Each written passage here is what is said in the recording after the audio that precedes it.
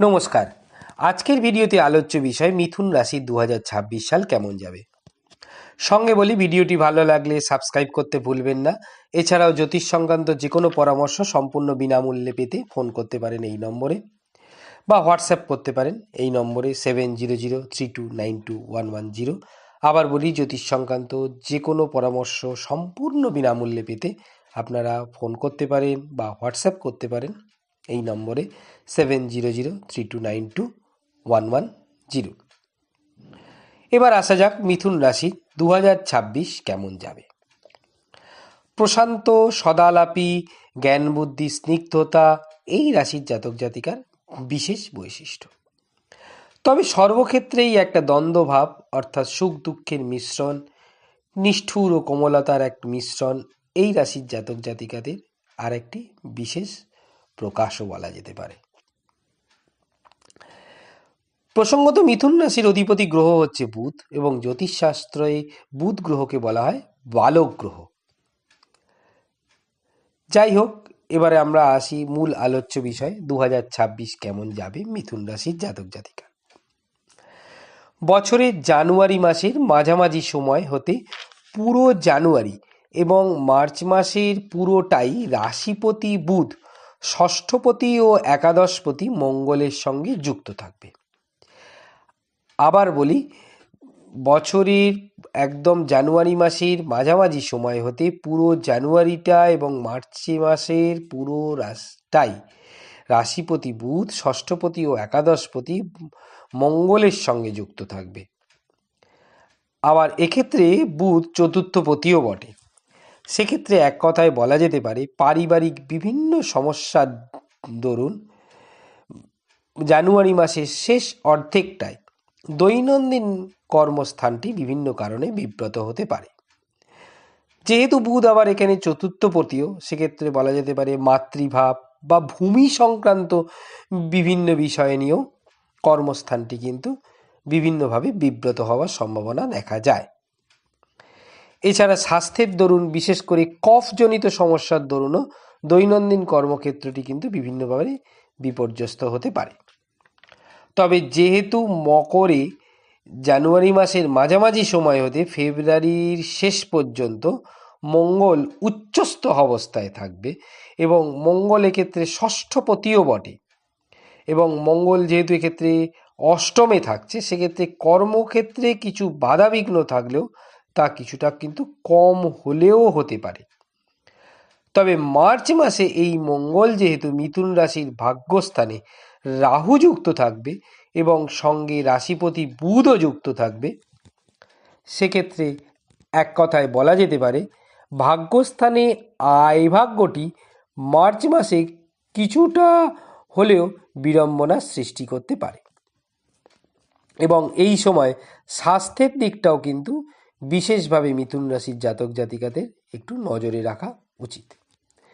কিন্তু যেহেতু দেবগুরু বৃহস্পতির একটা শুভ দৃষ্টি মার্চ মাসে পুরোটাই কুম্ভের ওপর থাকবে, সেক্ষেত্রে বলা যেতে পারে যতই রাহু বিপত্তির কারণ হয়ে দাঁড়াক, যেহেতু দেবগুরু বৃহস্পতির একটা আশীর্বাদ ভাগ্যস্থানে থাকছে, তাই ভাগ্যস্থানে বিপত্তি এলেও তা কিন্তু অনেকটাই কম হবে, বিপত্তি ভাবটা অনেকটা কমবে বলেই মনে করা যেতে পারে। আবার এপ্রিল মাসের মাঝামাঝি সময় হতে পুরো এপ্রিল মাসটাতেই বুধ যেহেতু মীন রাশিতে নিচস্থ অবস্থায় থাকবে, সেক্ষেত্রে বলা যেতে পারে কর্মস্থানটিতে এপ্রিলের মাঝামাঝি সময় কিছুটা হলেও কিন্তু বিড়ম্বনা হতে পারে। সেক্ষেত্রে বলা যেতে পারে এপ্রিলের শেষ দিকটায় মিথুন রাশির জাতক জাতিকাদের কিছুটা হলেও কিন্তু সতর্ক থাকা উচিত। বিশেষত কর্মস্থানে স্বাস্থ্যজনিত বা পারিবারিক কারণ বা ভূমি বাড়ির কারণে বা স্থানীয় কিছু কাউর কারণে কিছুটা হলেও সতর্ক থাকা উচিত। তবে মে মাসের মাঝামাঝি সময় থেকে, এবং সেক্ষেত্রে বলতে গেলে খুব কম সময়, অর্থাৎ 11ই মে থেকে 14ই মে পর্যন্ত এই মাত্র 2-3 দিনের মধ্যে কিন্তু একটা ভালো আয়ের সম্ভাবনাও কিন্তু এই সময় কিন্তু দেখা যাচ্ছে। অর্থাৎ এক কথায় বলা যেতে পারে এপ্রিল পর্যন্ত বিভিন্ন কারণে রেগুলার ওয়ার্কটি কিছু কিছু সময় বিড়ম্বনার সম্মুখীন হওয়ার সম্ভাবনা যেটা দেখা যাচ্ছে, এবং এই সময় স্বাস্থ্য সম্পর্কেও কিন্তু কিছুটা খেয়াল রাখা উচিত। এছাড়াও আরেকটা জিনিসও না বললে নয়, যেটা এই সময় কিন্তু প্রকাশ্য শত্রুতা থেকে এই সময় কিন্তু কিছুটা হলেও বিরত থাকাই উচিত এই সময়টায় মিথুন রাশির জাতক জাতিকার। এছাড়াও চাকর বাকর সম্পর্কে বা পিতার ব্যবসা ও কর্ম সম্পর্কেও কিন্তু এই সময়টা কিছুটা হলেও সতর্ক থাকতে হবে। তবে এপ্রিলের পর থেকে কিছুটা হলেও শুভ সময় আসার সম্ভাবনা দেখা যাচ্ছে। তবে সেপ্টেম্বরের মাঝামাঝি সময় এবং অক্টোবরের শেষ থেকে নভেম্বরের মাঝামাঝির মধ্যে পারিবারিক সম্পর্কের বিশেষভাবে কিন্তু উন্নতির সম্ভাবনাটাও দেখা যাচ্ছে। তবে জুনের একদম শেষে ও আগস্ট মাসে রাশিপতি বুধ দেবগুরু বৃহস্পতির সঙ্গে যুক্ত থাকলেও যেহেতু শত্রুক্ষেত্রে বুধ ও বৃহস্পতি একত্রে যুক্ত থাকবে, সেক্ষেত্রে তৃতীয় ভাবটি বিশেষত কর্মের সক্রিয় উদ্যোগ ভাবটি বিভিন্নভাবে কিন্তু এই সময় সমস্যার সম্মুখীন হতে পারে। বিশেষত যারা জীবিকার জন্য এক স্থান থেকে অন্য স্থানে ভ্রমণ করেন, তারাও কিন্তু এই সময় এই সমস্যার সম্মুখীন হতে পারে। এছাড়া যারা কমিউনিকেশন জীবিকার সঙ্গে যুক্ত, বিভিন্নভাবে কমিউনিকেশনের সঙ্গে যুক্ত, এই সময় কিন্তু আবার তাদের আয়ভাব বৃদ্ধির জন্য তারা কিছুটা অগ্রসর হতে পারেন, অর্থাৎ আয় বৃদ্ধির জন্য তারা কর্মে অগ্রসর হতে পারেন, সক্রিয়ভাব দেখাতে পারেন। এছাড়া অক্টোবর মাসের বেশিরভাগটাই মনের স্থানে রাহুর ওপর একটা প্রভাব, রাহুর যেহেতু একটা প্রভাব রয়েছে, সেক্ষেত্রে বলা যেতে পারে ইলেকট্রনিক্স বস্তুর প্রতি আগ্রহ কিন্তু এই সময় বৃদ্ধি পাওয়ার সম্ভাবনা দেখা যাচ্ছে।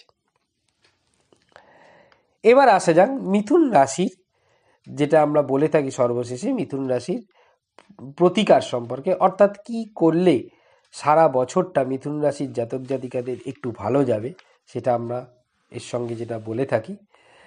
মিথুন রাশির অধিপতি গ্রহ হচ্ছে বুধ, তাই বুধবার যদি গণেশের পুজো, সবুজ রং ব্যবহার করা, গণেশের পুজো করা, বিশেষ করে মেটে সিঁদুর সহ গঙ্গা জল দূর্বা সহ গণেশের পূজা করা, এবং সঙ্গে অবশ্যই নারায়ণের পুজো করা, বিশেষ করে বুধবার দিন একটু, তাহলে কিন্তু কিছুটা হলেও ভালো সময় দেখা যেতে পারে। এবং বুধবার দিন বিশেষ করে একটু যদি সবুজ রঙের পোশাকও পরা যায়, তাহলেও কিন্তু ভালো হতে পারে।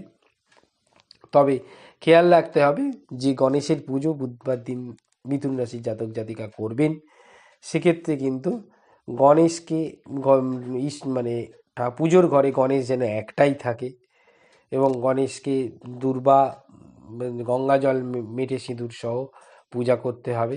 একের অধিক গণেশ থাকলে কিন্তু বিড়ম্বনার সৃষ্টি হয়, কারণ গণপতি দেবতা হচ্ছেন বোধ এবং বুদ্ধির কারক। একের অধিক, যেহেতু মিথুন রাশির জাতক জাতিকাদের মধ্যে একটা দ্বিধাদ্বন্দ্ব সর্বদাই কাজ করে থাকে বলা যেতে পারে দৈনন্দিন জীবনে, সেক্ষেত্রে যদি একের অধিক গণেশের পূজা করা হয় বা ঠাকুরের স্থানে যদি একের অধিক গণেশ থাকে, তাহলে কিন্তু তাদের মধ্যে দ্বৈত ভাব, অর্থাৎ কন্ট্রোভার্সিয়ালিটি, মানে বৈপরীত্য, মানে কোনটা ঠিক কোনটা ভুল, ভুল ঠিক, একটা অদ্ভুত বৈপরীত্য নিয়ে টালমাটাল কিন্তু হতে থাকবে। সেক্ষেত্রে এটা একটু খেয়াল রাখা উচিত যে একটাই গণেশের পুজো হবে, এবং গণেশ যেন ঘরের উত্তর পূর্ব মুখ করে একটু থাকেন, অন্য স্থানে রাখাটা ঠিক নয়। আর এই সময় সবুজ রং ব্যবহার করাটাও বুধবার দিন কিন্তু বিশেষভাবে শুভদায়ক হতে পারে মিথুন রাশির জাতক জাতিকাদের ক্ষেত্রে। আবার বলি, আপনারা যদি জ্যোতিষ সংক্রান্ত যে কোনো পরামর্শ সম্পূর্ণ বিনামূল্যে পেতে চান, তাহলে আমাদের ফোন করতে পারেন বা হোয়াটসঅ্যাপ করতে পারেন এই নম্বরে 7003292110। তাহলে আজ এ পর্যন্তই, ধন্যবাদ।